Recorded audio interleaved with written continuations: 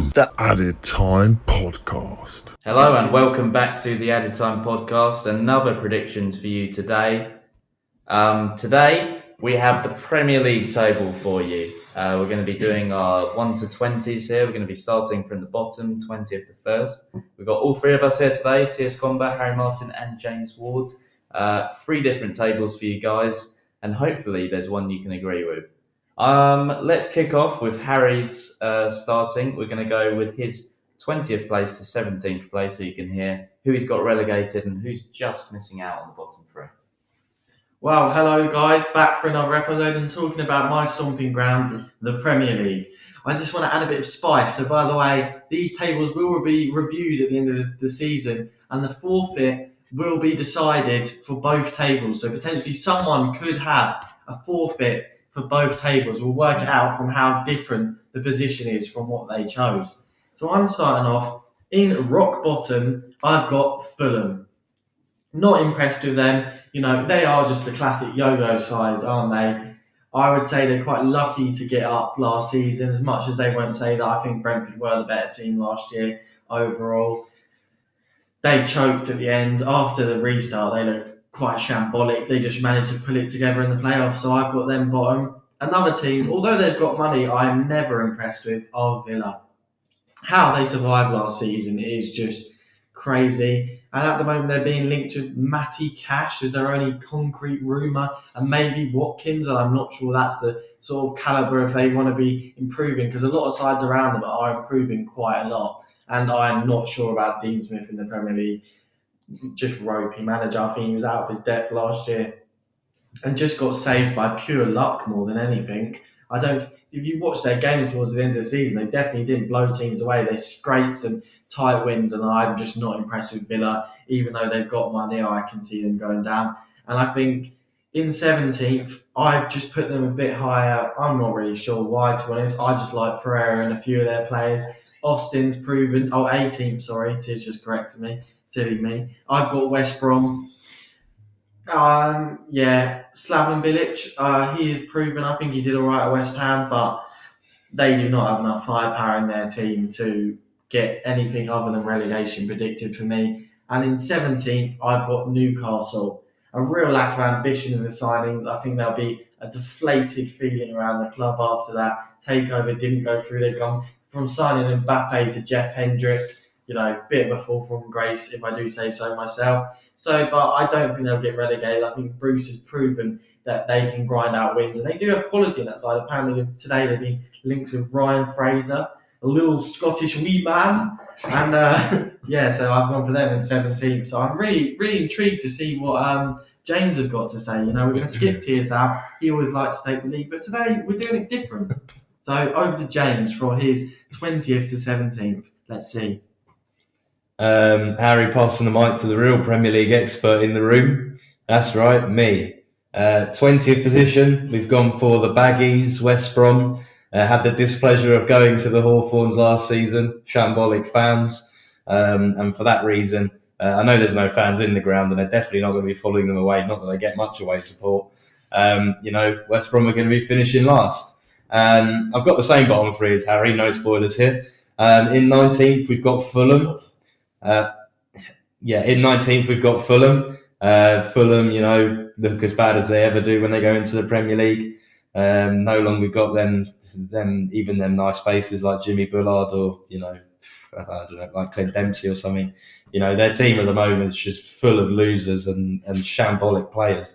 Embarrassing the way they gloat on Twitter, considering they're going to be some all-time Premier League giant, according to their fans, gloating on little old Brentford. So you know what? Fuck Fulham, hope they go down. In 18th, we've got Aston Villa. Guys, if I could describe how sad I was when Aston Villa stayed up last season, you guys would probably end up in tears. So I won't go there. But, sad that Villa are up will make me a very happy man when they go down. A little old Dean Smith's crying, probably sacked by midway through the season. Little old Deanie crying on the bench for Villa, while Grealish, tugs his hair out. Shambolically got an England call-up today. I'm absolutely fuming about that.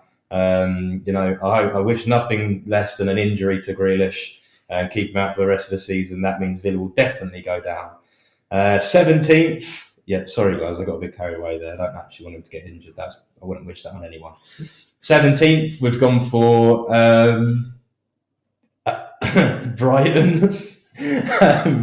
Brighton, they got my favourite player in the Premier League at the moment, Neil Maupay.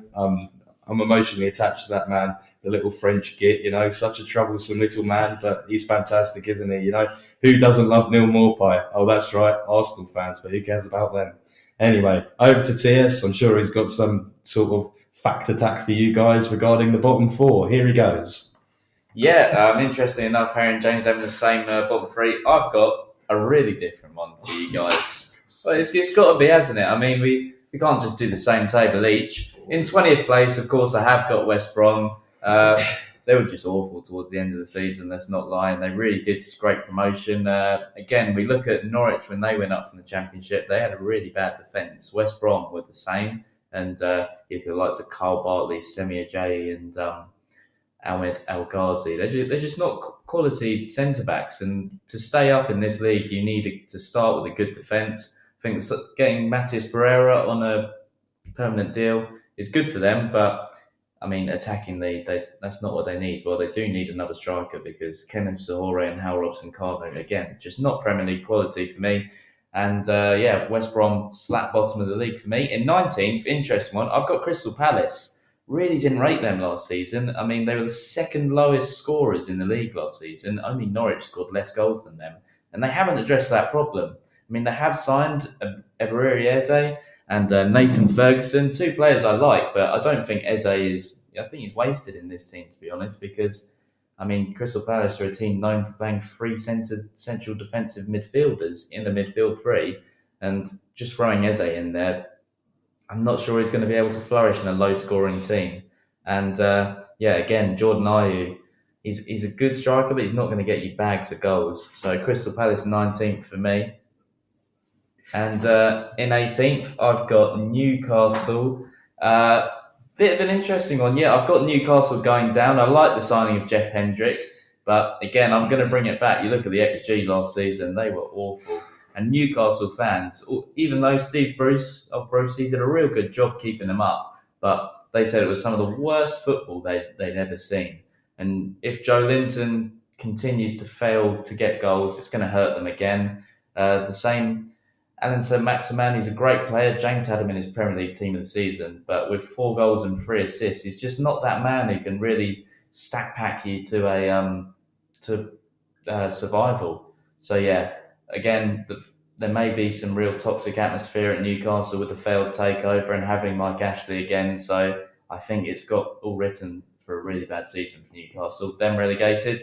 Just missing out on relegation. Interesting one, although we hate them on this podcast. Well, sorry, not being biased, but Fulham, I've got them staying up. I just think Scott Parker really found his mojo towards the end of the season. He got away from just relying on Mitrovic and started building from the back. You saw that with all the clean sheets they kept after they lost 3-0 to Leeds.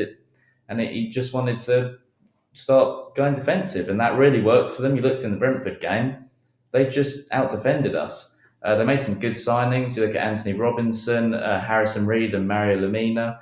And I think the key to survival is a good defence. And Michael Hector, Virgil van Mike, as the Fulham fans call him, he's going to be a standout player. And I think they're just about going to scrape survival.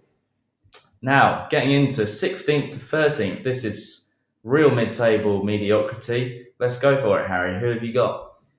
Just a quick word on Scott Parker. People complain about Lampard being the golden boy of the media. Jesus Christ, Scott Parker just said he wanted to spend some time with his kids and people were acting like he sold world peace. Just simply ridiculous. In 16th, I've got Palace.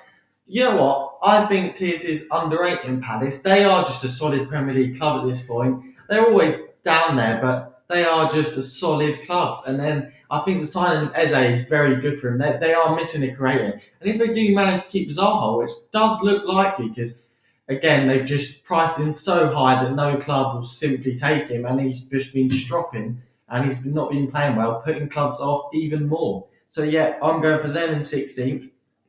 This is a bit controversial, but 15th I've gone for West Ham. Moyes.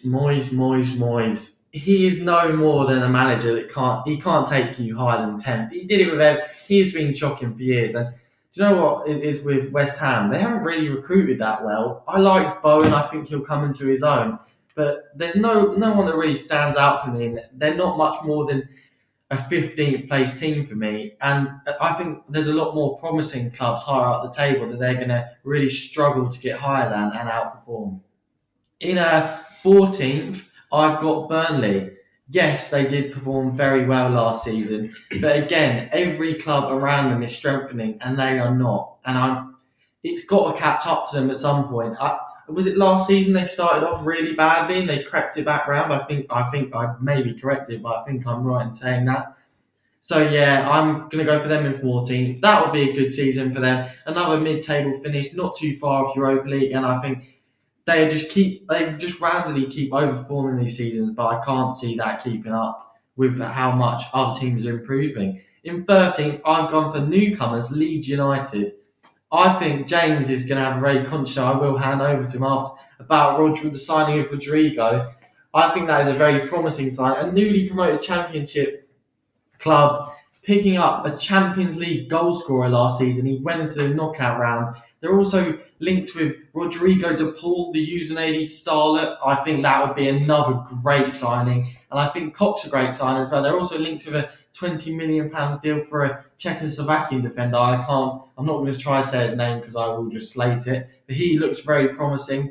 And I think that they're just looking to provide that quality, and their players last season will add that depth. And I think, how can you doubt Bielsa to get nothing more than mid-table? I think a lot of people will have him a lot higher, but for me, I'm going 13th for Leeds. I know James is probably going to say some stupid comments about Rodrigo's goal tally. He loves Ollie Watkins, and they've got a similar career goal tally at Brentford and Valencia, so it just proves how slightly ridiculous his comments are. And he's a guy that was scoring in the Champions League last season. So I think that's a great coup, and it just shows the pull of Leeds, where bloody Fulham again, Anthony Robinson for 1.5 mil, and they're spending 30 million on Rodrigo from a Champions League club last year. I think it just shows ambition where the other newly promoted sides aren't, and I think they will stay up. So over to James, he's going to let you know his 16th to 13th.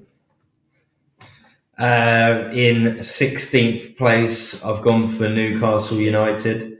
Gutted for them guys, as you know, they've not managed to shake off that absolute fat beast, Mike Ashley. The sooner they get rid of that rabble, the better. I'd love to see Newcastle flying high, but while they've got that fat mess in charge, I can't see them going any further than 16th personally. In 15th place, I've gone for Crystal Palace. You know, just signed Eze. Also got Nathan Ferguson. Eze seems a step forward. Nathan Ferguson a step backwards. I mean, are they setting up to win promotion from the Championship the following season? I don't know. But, you know, they seem to be going backwards in a few of their signings. Still really yet to find a vocal point in their attack as well. After, you know, they sent Sorloth out on loan, he seemed to do really, really well. But they're not getting him back. You know, he's being sold. I've heard rumours for about 20 mil today. On a 2-year loan. 2-year loan. That could be ended early, which I did see today. Thank you very much, Tias. And he could be going for the likes of 20 million, actually. Thank you very much, Mr. Fact Attack.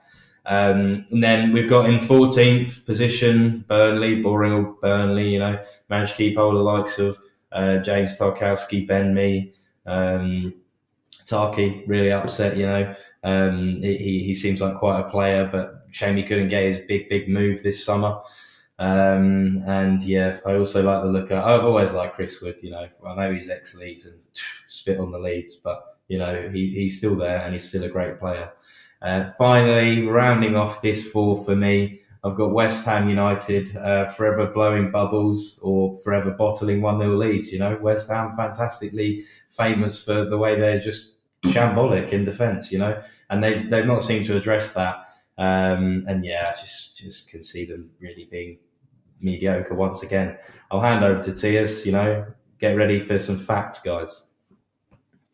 Thanks, James. Starting off with 16th, I've got a team that both James and Harry had relegated. I've got Aston Villa.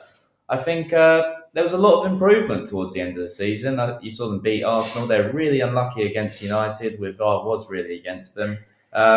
I think the difference this season is they signed a whole new squad last season. It really took a lot of time for them to settle. This year will be a lot more settled squad. I think keeping Grealish is great. You looked at the likes of Douglas Luiz, who just really came into his own last season. And then is a team that lacks goals, but they're heavily linked with Ollie Watkins and Callum Wilson. So if they bring both of them in, then I think they could be sorted. And 16th place would be a good season for them. In 15th, I've got West Ham. Not too much transfers of note. Of course, they got Souček on a permanent deal now, who was great. But I do still worry about them. Moyes is a good manager if you want to stay up, but he's not going to progress you any further than just staying up. And they could really not do very well this season. I mean, you look at the likes of Haller, Fornals, Anderson, Rice, they could all step up. But I think other than Rice, those previous three just aren't up to Premier League standard. So West Ham in 15th for me. In 14th, I've got everyone's favourite team last season, Sheffield United.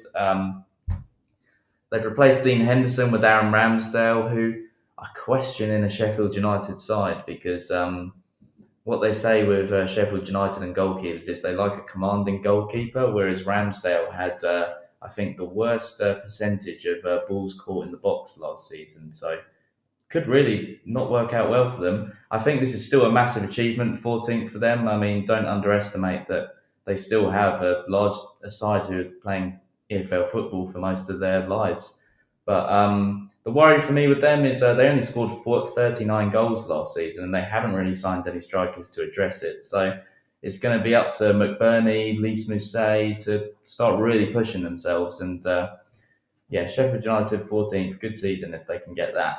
In 13th, I've got Leeds United. Everyone excited to see them. They made some great signings. I do like Rodrigo. I think he could be good in this Leeds United side, where it's not all about scoring goals. It's about, for Bielsa at least, it's about how you fit into the team, how you work in the build-up play. You've got to be one of the most hard-working players on the pitch. And they've got a lot of potential to be near the top, to be fair. I mean, Bielsa has some great football he plays. I think one of the big questions is if Robin Koch can replace Ben White at the back. I think you can't really get a much better centre-back than Ben White, so it'll be interesting to see if he sorts that out. But a lot of childish laughing over that name. I think when they hear Martin Tyler say his name, we're going to be continuing to laugh this season. But Harry's going to get into the real mid-table, and it's 12th to 9th.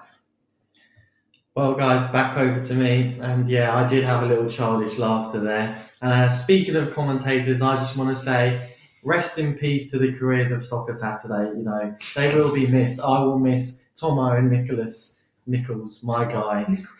I will miss them next year. You know, I wish them all the best in the future, and good luck to them. In 12, I've gone for Brighton. I like Brighton. Few good players. Losing Moy to China, gutting for them, I can imagine. But sounded like Potter was happy for him to move on, so it seems like he knows best. He looks like a very good manager, and I think 12 will be a good season for them. In 11, I've got Southampton.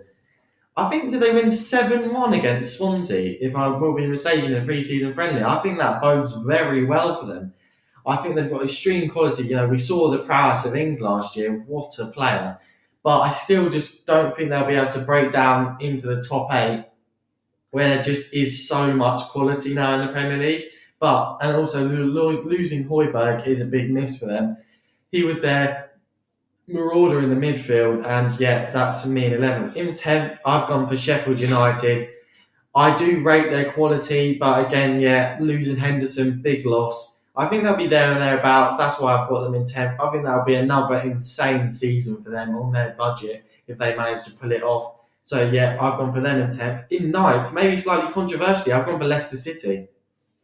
I know, guys, that is maybe a bit controversial to have Leicester in 9th. But end of last season, they were simply shocking. They've lost Chilwell, another one of their best players. Vardy is only getting older as the days go by, and I think they'll be very dejected. You can't keep losing one of your best players every year and expect to keep performing better and better. It's not how it works. And I think they did need to show a bit of ambition by trying to keep their best players, but they don't seem to be doing that. They keep to be selling them on for good fees, mind you. But Vardy's getting older, and they don't seem to be being very active in the transfer market. So yeah, I've got them in ninth. Let's go see what James has got to say, because you know what he's like with his opinions. He loves his mid-table sides. Here I am, guys, giving you my mid-table predictions, 12th to 9th. We've got in 12th, it pains me to say their name, guys. We've got Leeds United in 12th. You know, Harry seems to be having a lot of masturbation sessions over their recent transfer embargo with Rodrigo. That's ridiculous. That's ridiculous. Sorry, guys, mind my language. But yeah, Leeds, you know, Rodrigo, I'm so undecided on him. I think that's a massive waste of money. They could have got better for much cheaper, but hey ho, there you go. Talking of players that could be instrumental for teams this season, Southampton have just tied Danny Ings down to or are in the process of doing so, can't quite remember, tying Danny Ings down to a fantastic new contract. You know, could keep him there for the foreseeable future. I think that's huge for them. You know, the amount of goals he scored last season, he could be instrumental to their season, and I've got them finishing 11th. In 10th, you know, I think the guys have been a bit unfair on this team here. I've gone Sheffield United. Tia's saying they haven't been in the market for a striker. Don't think they need one. James has literally just put them in the exact same position that I had. Sorry. So anyway, 10th. Sorry, it was Tia's that slandered them. Saying they haven't gone for a striker. Don't need one. They've got Ollie McBurney. They've also got Lise Mousset and Billy Sharp. I mean, they went out and spent 20 odd mil on strikers last season. Don't think they need to do it again. I think, you know, they've bedded them into the Premiership the way they should have done, and now they're going to be firing all cylinders. So I've got Sheffield United bang on mid-table. Finishing off my section for this round, I've gone for Everton. Everton never ceases to fail to disappoint me. The terrible season upon season, no matter how much money they seem to spend. Done well to keep hold of Richarlison. Harry seems to like Dominic Calvert-Lewin. Don't see it myself. Think he's terrible. But yeah, they in talks with James Rodriguez as well. Could be completed this week. Even then, I think, you know, they just seem to make talents terrible. So there you are. I can't wait to get into my 8th to 5th. But first, I'll pass you swiftly over to the fat man, Tiers Cumber. I'm actually not fat, guys, just in case you were thinking. 12th, I've got Burnley. I think, again, this would be another great season for them. Keeping Deitch is probably the biggest thing for them. They've also kept their back line intact. The only thing that's going to cost them is not improving where other teams are, like Harry said. But I think that could stunt their ambition. But with Deitch alone and the way this team just play for him, I think 12th they're going to be able to get. 11th, I'm echoing what James said with Everton, really. I don't rate them at all. Carlo Ancelotti just didn't impress me at all. He's a man with, he's not really got any tactics, has he? He just has been at clubs where he's had the best players in the world. You look at that AC Milan team, Real Madrid, and he's just whacked out a 4-4-2 with Everton. Dominic Calvert-Lewin really did fall off post-lockdown. So if he can find his feet again, then they've got a great strike force. And if they have better luck with injuries, maybe they can do better. But I just don't see any progression for them again this season. I've got them in 11th. 10th again. I think all of us are quite positive on Southampton. They could even finish higher. But they're one of the most consistent sides in the league. I think they were the third best team in the league from Project Restart. And they beat Man City as well. It's an example of what they could be. Shea Adams also really coming into it at the end of the season. He could really come of age and split some of those goals with Danny Ings in case Ings doesn't replicate his great season. And in 9th, the team I'm really positive on is Brighton and Hove Albion. I really like that team. They've got one of the best back lines, I think. You look at Lewis Dunk and Ben White and Adam Webster as their three centre-backs. Could be really good. I like Matty Ryan in goal. And Tariq Lamptey, again, another great English right-back. Hasn't even got into double figures for games yet. But he looked really good at right back, and I think they're a team that's constantly improving. Morpie can kick on after a great first season. They've got other great young talent. You look at McAllister, Connolly, Malumbi, and Alzate. So this could really be a make or break season for them, and I think 9th would be amazing. Harry, let's get into just below the Champions League where you want to be. 8th to 5th. Right, we are continuing in the single fingers of the table, as Tiers would say. And in 8th place, I've gone for Everton. I don't really get the Everton slander. They've got a manager that's won the Champions League 3 times as a manager. And with the signing of Allen, which I think is a great signing, always admired him at Napoli, a midfield of Allen and James Rodriguez, which they're linked to have, with a strike force of Calvert-Lewin and Richarlison is a class striker. I think that didn't he get a £90 million bid from Barcelona? That shows his pedigree. I think the only place they are weak is on the wing. Iwobi, Walcott, Bernard do not impress me. Although Anthony Gordon at the end of the season looked really promising, so maybe they might want to take a risk with him on the wing. I think they need a winger. I do not like their wing. I like the defence. I like Holgate. You know what Pickford's like. He is quite on and off. But yeah, they're my tip for 8th. Like, you just can't doubt Ancelotti. It's ridiculous. I don't know how he's ended up managing a team like Everton. Bit of a fall from grace for him, but there we go. So I've got them in 8th. In 7th, I've gone for Wolves. I think maybe they could push into the top 4, but you don't really know with them really what they're going to do. They haven't really made too many big moves in the transfer window. Maybe be at risk of losing Jimenez towards the end of the window. He's linked with Juventus quite strongly at the start of the window. I think that's died down. But if they do lose him or Adama, I think that could really hurt them. But yeah, I think Wolves are now they are a top 8 club. They've cemented themselves in that position, and they'll definitely be what Leeds will be looking to do in the coming years. In 6th, I've gone for Spurs. Spurs just cannot be as bad as they were last year. Their starting lineup is very strong. Maybe they do struggle with depth, and they can't really compete financially after doing the stadium like with the other big clubs who are investing heavily. So that's why I've got them in 6th. But if they can keep Kane, Son, Bergwijn, Lucas Moura all fit, Dele Alli, their starting lineup is very, very strong, and I think they should comfortably come 6th next season. And in 5th, to finish off this segment, I've gone for Man United. Man United, they ended the season so strongly, and all they needed to do was go into the transfer market, get business done. They finished in the same point as Chelsea, and one of the clubs has shown ambition and shown a fight to close down the gap with the top 2, and the other club has just laboured along and looked like they're just content with top 4, which I think is disappointing. Man United fans just greatly, they're very disappointed. You know, they've confirmed. I think they're close to confirming the sign of Van der Beek, but again, does he start for them? Even if they play a 4-3-3, are you going to start a midfield of Pogba, Van der Beek and Bruno? There's just no defence there.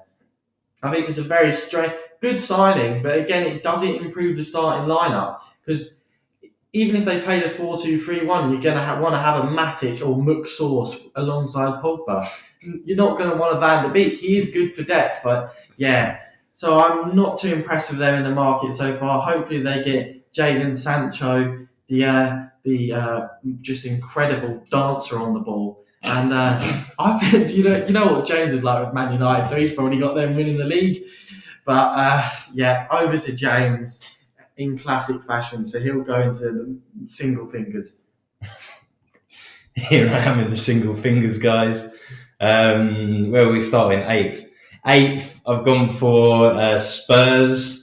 If you haven't started watching All or Nothing, fantastic series. Can't wait for episode 4, that's coming out on Monday.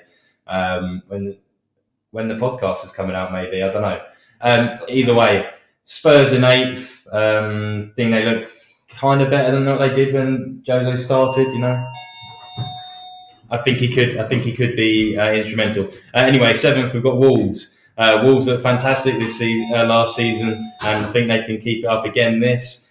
In 6th, I've gone for Leicester, another team who looked brilliant last season, and again look like they could follow that form this coming season. And then in 5th, I've got Arsenal. I regret putting them there, to be honest. Wish I put them slightly lower because I don't really like them. But I'm trying to win this competition. I'm not here for popularity. Over to Tiers for 8th to 5th. Yeah, 8th, I echo what James said. Spurs. It's another summer in which this team really does need a squad churn, and they haven't had it. Kane, again, his injury record means you can't really even rely on him anymore. They haven't replaced Eriksen's creativity, which they're really lacking. And again, Doherty, it must mean they're going to play a back 5, because I really am unsure of him. in a back four. So that'll be interesting to see. And I just can't see progression, and I could see another season where Mourinho gets sacked and Spurs are left quite far down here in 8th. 7th, I've got Leicester City. They should be able to kick on from last season and hope to have less bad fortune with injuries this year, which really did contribute massively to their complete bottle with the top four. But again, Europa may hamper top four challenge, so it'll be interesting to see. But I wouldn't expect them to drop out of the top 7 this year. I mean, it'll be interesting to see who they replace Chilwell with, although Luke Thomas did look really good when he replaced him when Chilwell was injured towards the back end. It's going to be a lot to rest on Vardy to repeat those goals again, but I mean, doubt the man at your peril, because 33, he's still just banging goals for fun. So Leicester City in 7th. In 6th, maybe a controversial one, especially if James is going to start shouting me. I've got Manchester United. I think I said it in the in-depth episodes. I just don't rate Ole Gunnar Solskjaer at all. The signing of Van de Beek, although he's a good player, just why have they signed him? It's just the most...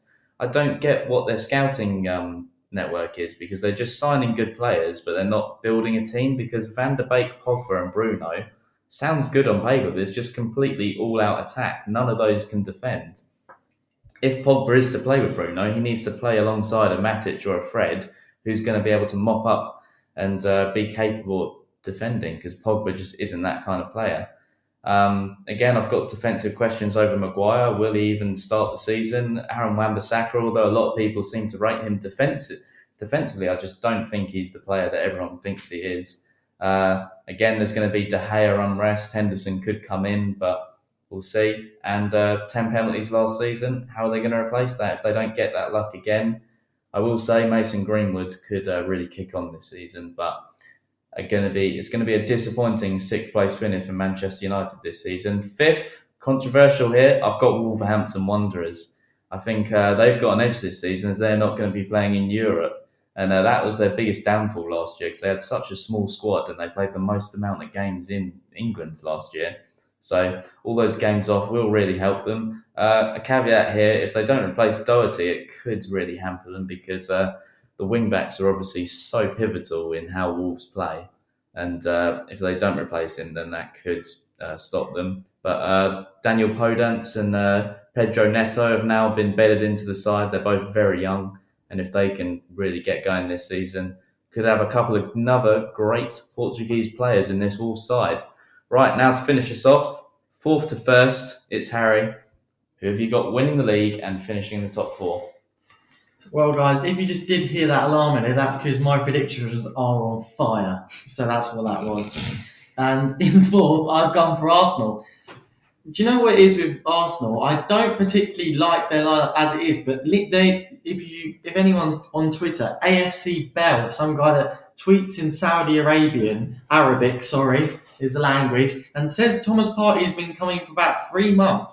And if they do land him, and potentially Hassim Awar, I think I'm pronouncing that right, that they'll have a very, very strong side. And I think they're just very confident side, picking up the FA Cup and the Community Shield in a sort. They've just got a bit of belief, which hasn't been at Arsenal for years now. I think they've had a negative atmosphere, mainly because of Arsenal Fan TV, which I think is a personal opinion, but I do believe that.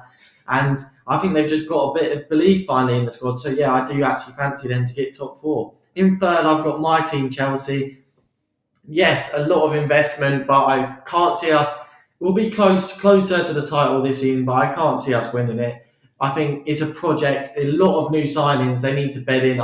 Next season, though, I think it will be a push for the title. And if we don't win it within the next 3 seasons, the massive questions need to be asked about the board after this investment. And it's good investment as well. We're not signing Bakayoko, Zappa, Costa and Emerson. We're signing Havertz, Werner, Ziyech, Chilwell, class players. So, yeah, I'm going for us in 3rd, just to slightly improve on what we did last year and sort of just embed everyone for next season. And I do expect at least a trophy next season. But I think people are being a bit over the top in the expectation of where we're going to finish next season.